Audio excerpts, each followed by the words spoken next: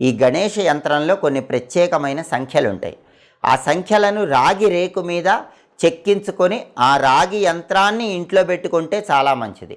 అలా వీలు కాని వాళ్ళు ఒక తెల్ల కాగితం తీసుకొని ఆ తెల్ల కాగితం మీద రెడ్ ఇంక్ పెన్నుతో గణేష యంత్రంలో ఉన్న సంఖ్యలు వేసి ఆ తెల్ల కాగితాన్ని మీ పూజా మందిరంలో ఏర్పాటు చేసుకున్నా కూడా అద్భుత ఫలితాలు కలుగుతాయి. కాబట్టి మనకి గుప్త మంత్ర తంత్ర శాస్త్రంలో గణేష యంత్రము అని ప్రత్యేకమైన గణేష యంత్రం గురించి, దాని గొప్పతనం గురించి వర్ణించారు.